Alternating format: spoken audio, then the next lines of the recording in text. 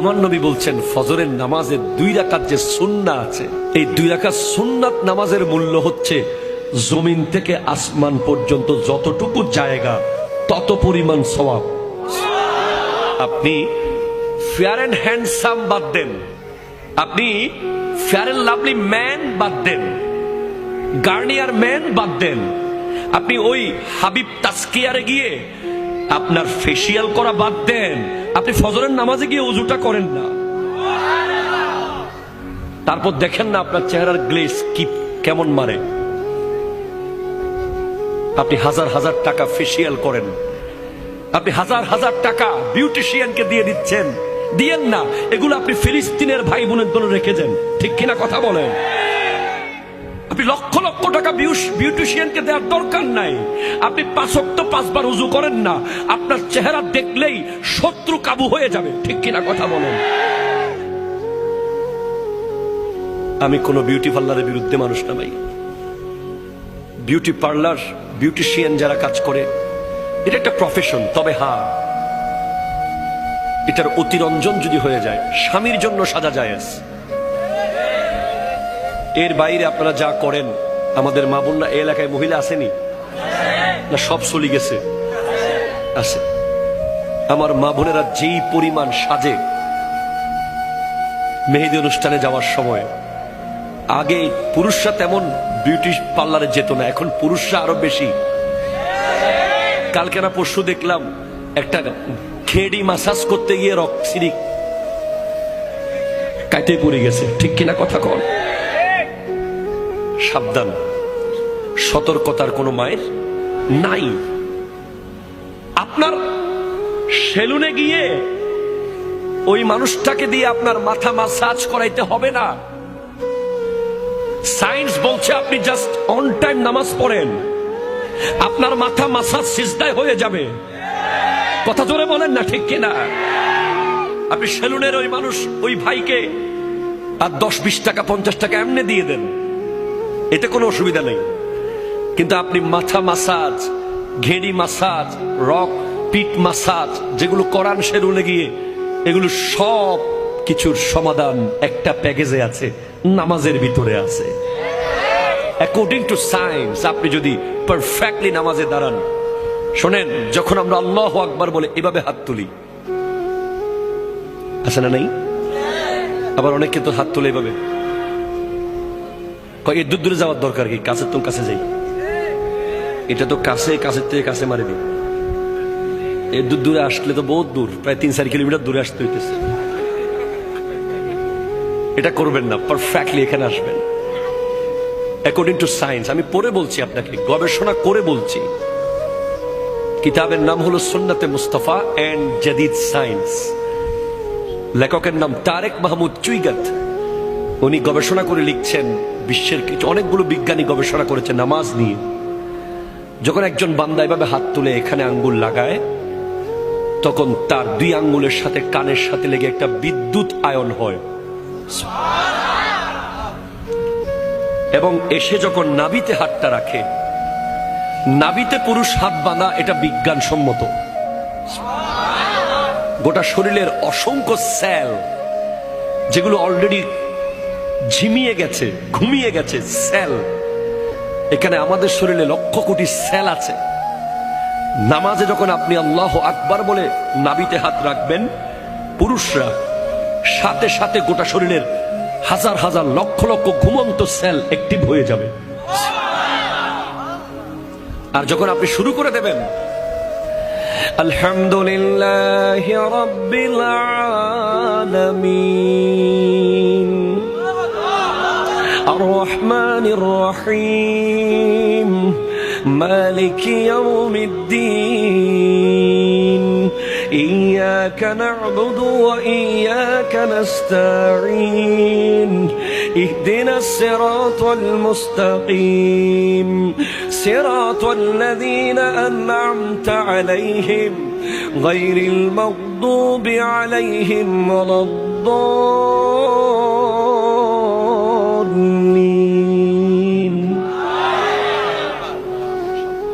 তখন প্রতি আয়াতে আয়াতে আপনার শরীরের অসংখ্য জায়গায় যেখানে রক্ত থেমেছিল, ব্লাড স্টপ ছিল, যেখানে কোষগুলো মরে যাচ্ছিল, সব থপ থপ করে জেগে উঠবে কোরআনের আয়াত শোনার সাথে সাথে।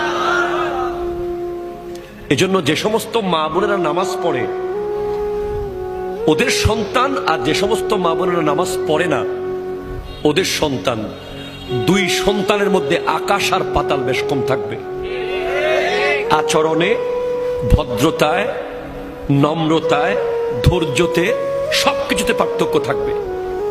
এমনিতে মায়ের বুকের দুধ, পৃথিবীর সমস্ত ভিটামিন মিনারেলস দুইটা পানির ভিতরে আল্লাহ দিয়েছেন, একটা জমজমের পানি আর একটা মায়ের বুকের দুধ। যেখানে আল্লাহ গোশতের ভিটামিন দিয়েছেন, মাছের ভিটামিন দিয়েছেন, এ টু জেড সব ভিটামিন মিনারেলস আল্লাহ দিয়েছেন জমজমের পানিতে আর মায়ের বুকের দুধে। এমনিতেই ওই দুধের মধ্যে আল্লাহর দেওয়া নিয়ামত তো আছেই, পাশাপাশি মা যখন সিনার মধ্যে হাত রেখে নামাজ পড়তে থাকে, কোরআন তেলাওয়াতের মাধ্যমে আরো বেশি শক্তিশালী হয় মায়ের বুকের দুধ। ওই দুধ যখন সন্তান পান করে ওই সন্তান আল্লাহর ওলি হয়ে যায়। ওই সন্তান জগতের শ্রেষ্ঠ ব্যক্তিত্ব হয়ে যায়।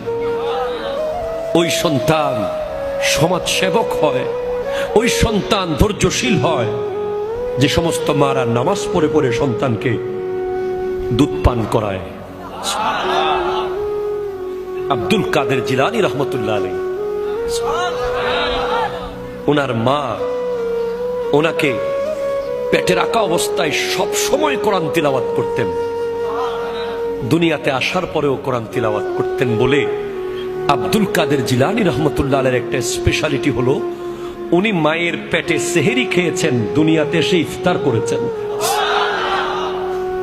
এটা আপনাকে মানতেই হবে ভাই, কারণ আমি এমন কিতাব থেকে বলছি বাহাজাতুল আসরার, যেটার দলিল সনদ অত্যন্ত মজবুত। সুবহানাল্লাহ, জোরে পড়েন। এরপর যারা তাহাজ্জুদ পড়বে, আমি তো বলেছি আল্লাহর মোবাইল নাম্বার লাগবে আপনাদের, কথা বলে লাগবে কিনা বলেন না। রব্বুল আলামিনের একটা মোবাইল নাম্বার আছে।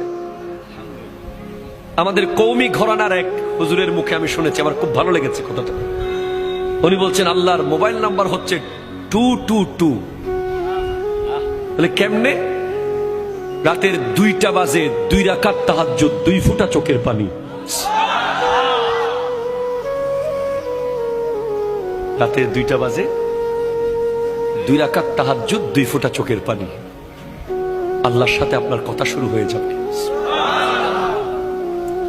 আরে ভাই, আপনি যদি আমার বছরে একবার ফোন দেন, আমি কি চিনবো আপনাকে? চিনবো না ভাই, বিশ্বাস করেন, চিনবো না, কষ্ট হবে। অ্যাক্সেস রোড দিয়ে এসে একটা বড় দোকান ছিল, নাম ছিল নিউ ফুডস কর্নার। ওই দোকান বরাবর যে মাঠ, মাঠের এক কোনায় 10-12 জন স্মার্ট যুবক ভাই ওয়াজ শুনতেছিল। এইভাবে করে আপনাকে বুঝাইতে হবে আমাকে, তখন আমি চিনবো। আর যদি আপনি আমারে মাসে একবার ফোন দেন, আমি তখন ফোন দেওয়ার সাথে সাথে মোটামুটি চিনে যাব। যদি সপ্তাহে একবার ফোন দেন, আমি লাইন কেটে ব্যাক করব। যদি ডেলি একবার ফোন দেন, আমি বলবো দোস্ত তুই দাঁড়া, আমি আসতেছি। ঠিক কিনা কথা বলেন? দুনিয়ার নিয়ম। আপনি আল্লাহর সাথে ফজরে 4 রাকাত পড়েছেন, জোহরে 12 রাকাত পড়েছেন, আসরে 8 রাকাত পড়েছেন, মাগরিবে 7 রাকাত পড়েছেন, এশায় 15 রাকাত পড়েছেন। সম্পর্ক কাছে যাচ্ছে। রাত্রে দেখবেন আপনি ঘুমাইতে পারতেছেন না, ছট করে উঠে গেছেন 3টা বাজে, কে যেন আপনাকে ডাকছে। তাহাজ্জুদ পড়েছেন, বলেন আল্লাহ কি আপনাকে ওলি না বানিয়ে রাখবে? আয় বান্দা, আর থাকিস না, বন্ধু হয়ে যা।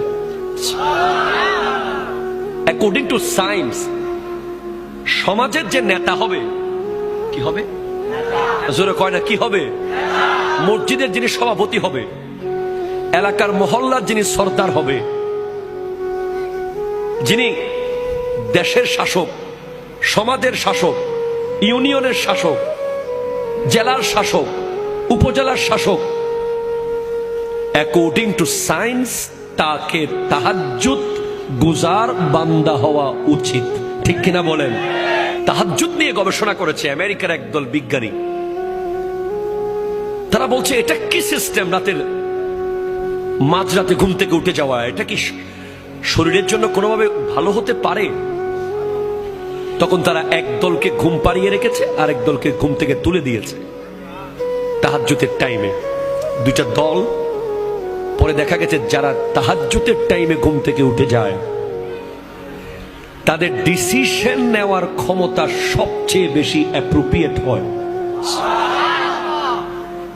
আমার নবী 63 বছর জিন্দেগিতে আমাদের 63,000 বছরের কাজ করে গেছেন, ঠিক কিনা বলেন না?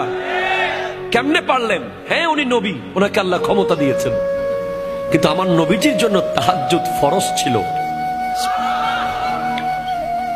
একটা মানুষ যখন তাহাজ্জুদ পড়বে সে কোনোদিন লাইফে রং ডিসিশন নিতে পারবে না। তার ব্যবসা লস হয়ে যাবে, সে সুইসাইড করবে না। হাজারো মেয়ে তাকে ছেড়ে চলে যাবে, সে হাত কেটে ফেলবে না। কথা বলেন ঠিক কিনা? তার সম্পদ নষ্ট হবে, সন্তান মারা যাবে, তার লাইফে যতই ঝড় আসুক, তাহাজ্জুদের মজা একবার যে পেয়েছে। সমাজে যে সিদ্ধান্ত নেওয়ার মিটিং হলে 100 জন তাহাজ্জুদ ছাড়া নামাজ যে সিদ্ধান্ত দেবে ব্যক্তি, আর একজন তাহাজ্জুদ পড়নেওয়ালা ব্যক্তির সিদ্ধান্ত ওই 100 জনের চেয়ে বেশি নিখুঁত হবে। আমাদের সমাজে এখন লিডার যারা হয় তারা তো তাহাজ্জুদ তো দূরের কথা, কথা কয় না, ঠিক কিনা কথা কয় না? এজন্য নেতৃত্বে যারা থাকবে তাদের তাহাজ্জুদ পড়া দরকার, যাতে তারা সিদ্ধান্ত দেওয়ার সময় জনগণের কল্যাণে, দেশের কল্যাণে, সমাজের কল্যাণে সিদ্ধান্ত দিতে পারে, ঠিক কিনা কথা বলেন? নামাজ আপনি পড়ছেন না, আপনি নামাজ পড়ছেন না, আমি অবাক হয়ে যাচ্ছি। আপনি নামাজ কেমনে পড়ছেন না? আপনি কি জানেন না একটা সিজদা না করার অপরাধে কি শাস্তি পেয়েছে শয়তান? কয়টা সিজদা? জোরে কর না, কয়টা? তাও আল্লাহকে না, আল্লাহর নবী আদম আলাইহিস সালামকে। একটা সিজদা করে নাই, অহংকার করেছে, বিনিময়ে জান্নাত থেকে আল্লাহ বের করে দিয়েছে তাকে। কিয়ামত পর্যন্ত লানত প্রাপ্ত শয়তান। পৃথিবীর এমন কোন জায়গা নাই যেখানে সে সিজদা করে নাই আল্লাহকে, কিন্তু আল্লাহর কথা মতো একটা সিজদা না করার অপরাধে যদি সে এমন শাস্তির শিকার হয়, আপনি তো জানেন না প্রতিদিন 17 রাকাত হচ্ছে ফরজ নামাজ, 17 দুগুণ 34টা সিজদা। এগুলো কাকে করতে বলা হচ্ছে? আল্লাহ নিজেকে করতে বলছেন। হাইয়া আলাস সালাহ, হাইয়া আলাল ফালাহ। হ্যাঁ বলছে, হ্যাঁ বলছে, আজকেও বলেছে। হ্যাঁ, আজকে 17ই নভেম্বর অনেক ব্যবসায়ী এখানে আছে। ওই ওষুধের দোকানে যিনি ব্যবসা করেছেন ভালো করেছেন, কুলিং কর্নারে যিনি ব্যবসা করেছেন ভালো করেছেন, অনেকেই ব্যবসা করেছেন ভালো করেছেন। তবে আরেক দল ব্যবসায়ী এখানে আছে যারা আল্লাহর সাথে ব্যবসা করেছে, 17ই নভেম্বর ফুল লাভবান হয়েছে, এক বিন্দু লস করে নাই। ফজর পড়েছে, জোহর পড়েছে, আসর পড়েছে, মাগরিব পড়েছে, এশা পড়েছে, নফল পড়েছে, সুন্নাহ পড়েছে, আখিরাতের লাগেজে অনেক কিছু প্রবেশ করিয়েছে। আর যারা শেষ করে দিয়েছে, পড়ে নাই, খোদা কি কসম, কিয়ামতের আগে আর কোনোদিন আজকের 17ই নভেম্বর ফেরত আসবে না। যুবক ফেরত আনতে পারবা না আজকের ফজরের নামাজ, আর কোনোদিন ফেরত আনতে পারবা না। সারা জিন্দেগি সিজদা করলেও আজকের ফজরের নামাজের অন টাইম পড়ার যে নিয়ামত, এটা তুমি আর কোনোদিন পাবা না, কোনোদিন পাবা না। নবীজির সাহাবারা যদি এক ওয়াক্ত নামাজ জামাত ছুটে যেত, আরে সিদ্দিক আকবর যখন নামাজে দাঁড়াতেন, পাখি এসে বসে পাখি বিশ্রাম করে চলে যেত। পাখি কনফিউজ হয়ে যেত, উনি কি মানুষ না গাছ? সিদ্দিক আকবর রাদিয়াল্লাহু তাআলা আনহু একদিন মন খারাপ করেছে, মন খারাপ। আমার নবী জিজ্ঞেস করছেন, আবু বকর তোমার মন খারাপ কেন? বলে, তোমার তো প্রথম তাকবীর মনে হয় ছুটে গেছে নামাজে। সিদ্দিক আকবরের জীবনে কোনো রেকর্ড নাই যে ইমামের পিছে উনি প্রথম তাকবীর ছেড়েছেন, এমন কোন রেকর্ড নাই। কখনো গিয়ে রুকুতে গেছেন জামাতে, কখনো সিজদাতে, এমন রেকর্ড নাই। ওনার লাইফে প্রত্যেকটা নামাজ উনি ইমামের সাথে সাথেই নামাজের নিয়ত করেছেন। বলে, ইয়া রাসূলুল্লাহ, আমার 40টা ওঠ হারিয়ে গেছে, কিন্তু নবী আমার কাছে নামাজের প্রথম তাকবীরের মূল্য হলো গোটা পৃথিবী পরিমাণ ওট যদি আমাকে মালিক বানিয়ে দেয়া হয়। আমাকে যদি কেউ বলে তুমি নামাজে 1 মিনিট পরে যাও, 1 মিনিট পর, 1 মিনিট পরে গেলে তোমার সমস্ত ওটগুলো বেঁচে থাকবে, আর 1 মিনিট আগে নামাজে গেলে তোমার ওটগুলো সব তুমি হারিয়ে ফেলবে। আমি আবু বকর পৃথিবী পরিমাণ ওট হারাতে রাজি, ইমামের পেছনে প্রথম তাকবীর আমি ছাড়তে রাজি না।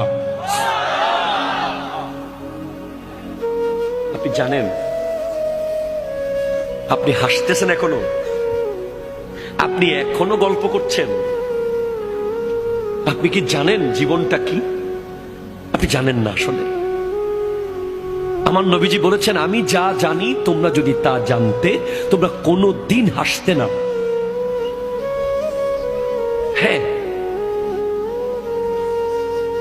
হযরত রবি বিন হুসাইন একজন তাবেঈ, উনি উনার ঘরের বেডরুমে কবর করেছেন। কবর বেডরুমে। পৃথিবীর কোন পাগল বেডরুমে কবর করবে? একটা রুমের ভাড়া কত টাকা? আমরা তো শহরে ঘর বানানোর সময় জানাজার লাশ বের হওয়ার জন্য জায়গাও রাখি না। কোরবানির পশুটা জবাই করি হাইওয়ে রোডে। আমরা মুসলমান।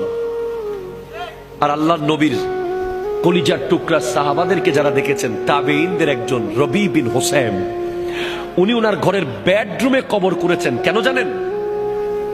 এই শুনেন, 1 মিনিটের জন্য কখনো যদি আল্লাহর ধ্যান থেকে ওনার মন দুনিয়ার দিকে আসতো, উনি সাথে সাথে ওই কবরে ঢুকে যেতেন। ঢুকে গিয়ে উপরে দরজা বন্ধ করে দিতেন, বন্ধ করে ঘন্টার পর ঘন্টা কবরে শুয়ে শুয়ে কান্না করতেন।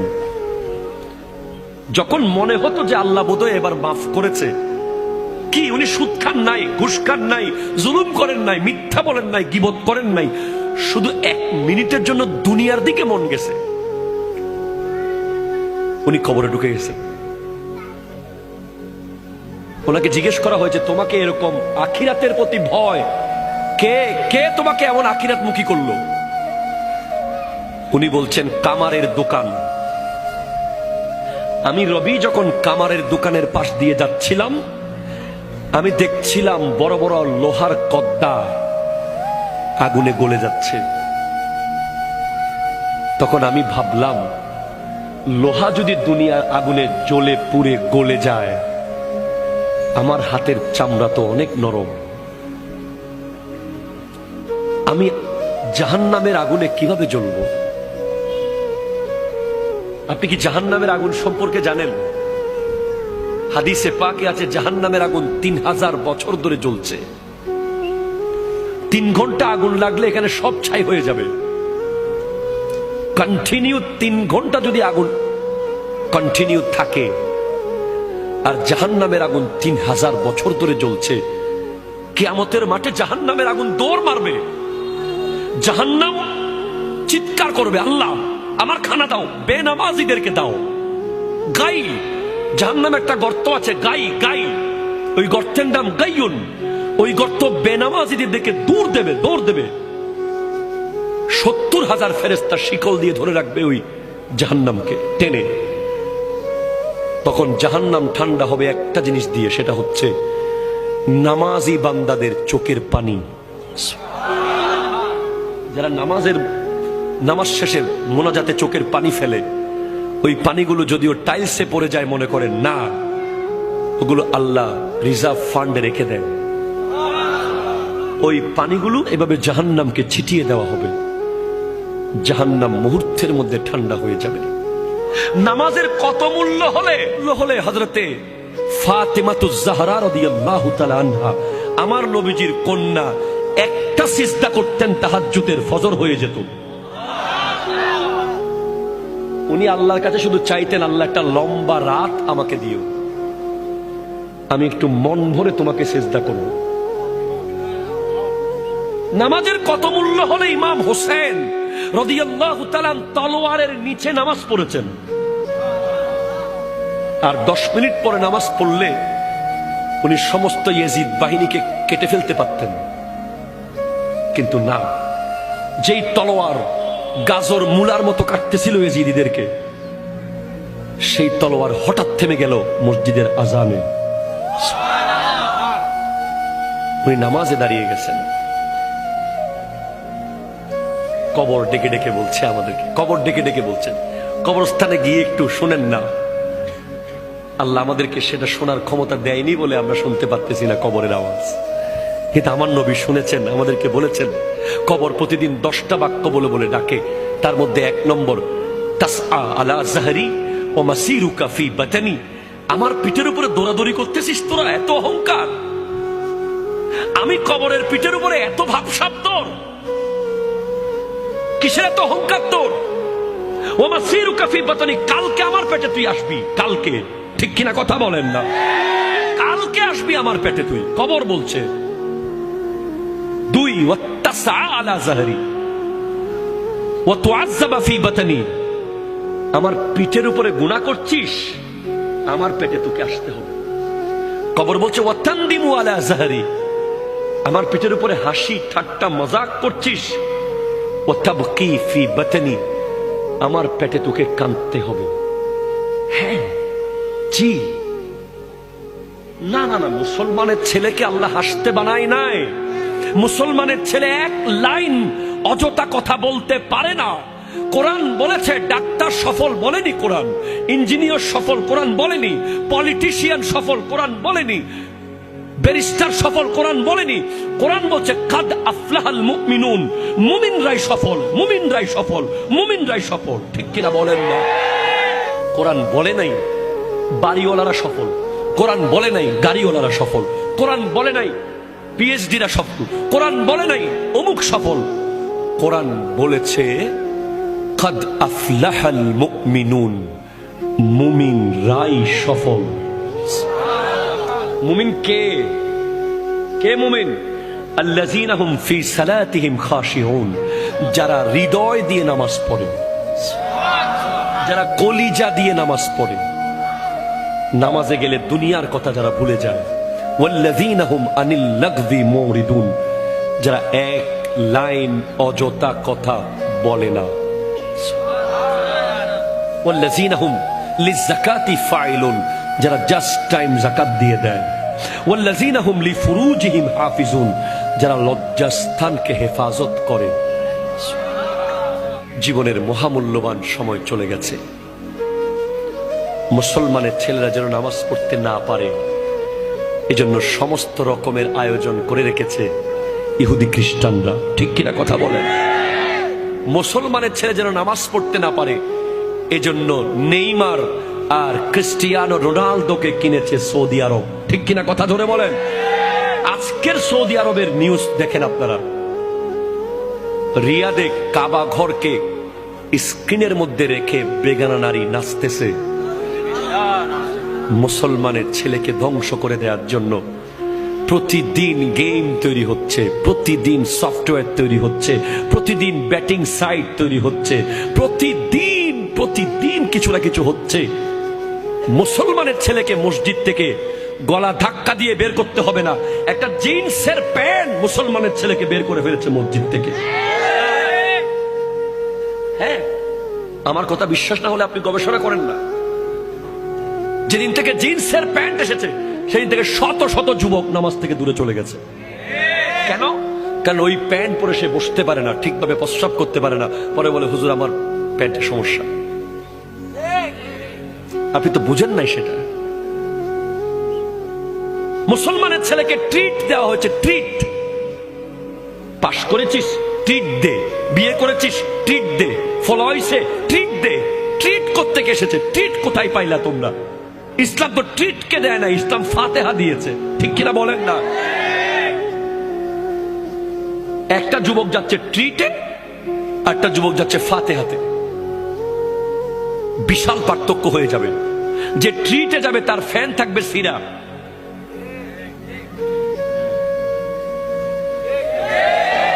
টাকা দিয়ে ছেঁড়া প্যান্ট মুসলমানের ছেলেরা কিনেছে, লজ্জা লেগেছে, লজ্জা। ঠিক কিনা কথা বলেন? মাথা হেট হয়ে গেছে। টাকা দিয়ে মুসলমানের ছেলে যখন ছেঁড়া প্যান্ট কিনে কিনে পরে, আমি নিজে ধোকা খেয়েছি একবার। এভাবে ধরে রাখছি আমার এক আত্মীয়কে হাত দিয়ে। সে বলছে কিভাবে ধরে রাখছেন? তোমার প্যান্ট ছিঁড়ে গেছে, তাড়াতাড়ি যাও, বাসায় গিয়ে চেঞ্জ করে আসো। বলে না না না, এটা তো ফ্যাশন। কি করবেন বলেন? আজকে মুসলমানের ছেলের দরকার ছিল ফিলিস্তিনে গিয়ে যুদ্ধ করা। ঠিক কিনা কথা বলেন? আজকে দরকার ছিল সালাউদ্দিন আইয়ুবের উত্তরসূরি হয়ে ওই ভারতে আমার নবীর বিরুদ্ধে যখন কথা বলেছে, ওই হিন্দু পুরোহিত মুসলমান যুবকরা সব মুম্বাইয়ে একসাথে হয়েছে। সেদিন সাংবাদিক জিজ্ঞেস করেছিল, আপকা ঘর कैसे चल रहा है, आपका संसार कैसे चल रहा है, आपका बाल बच्चा कैसे चल रहा है, आप सब तो मुंबई में आ गया। তখন এক মুসলমান যুবক বলেছিল, भाई नबी के आगे कोई बिजनेस नहीं है, नबी के आगे कोई माँ बाप नहीं है, नबी के आगे कोई बच्चा नहीं है, नबी हमारा जान से भी प्यारा है। মোবাইলের চার্জ চলে গেলে যতটুকু টেনশন আপনি করেন, নামাজ ছেড়ে দিলে ততটুকু টেনশন করেন না কেন? কথা বলেন ঠিক কিনা? ফেসবুক লক হয়ে গেলে আপনার টেনশনে খাবার দাবার বন্ধ হয়ে যায়। আপনি আবার নবীর সামনে দাঁড়াতে পারবেন? আপনি আল্লাহর সামনে কেমনে দাঁড়াবেন? আল্লাহ তো আপনার পক্ষে গিয়ে ফেরেশতাদের বিরুদ্ধে গিয়েছিল। আল্লাহ বলছেন, ইন্নী জাইলুন ফিল আরদে খলিফা, আমি জমিনে আমার খলিফা বানাবো, মানুষ বানাবো। ফেরেশতারা বলছে, আতাজালু ফিহা মান ইউফসিদু ফিহা ওয়া ইয়াসফিকু দিমা, আপনি কাদেরকে বানাবেন যারা জমিনে গিয়ে মারামারি কাটাকাটি করবে তাদেরকে? আল্লাহ বলছেন, না, ইন্নী আ'লামু মা লা তা'লামুন, আমি যা জানি তোমরা তা জানো না। তো আজকের দিনে আপনি যদি বেহায়াপনা করেন, আপনি রং তামাশা করেন, আপনি ইহুদিদের মতো যদি চুল কাটেন, কথা জোরে বলেন ঠিক কিনা? চুলের এদিকে ঘষা মারা, এদিকে আগা মারা, ওইদিকে মাথা মেরে দেওয়া, আনারস কাট, এগুলো মুসলমানের চুল নয়, এগুলো ইহুদিদের চুল। কথা বলেন ঠিক কিনা?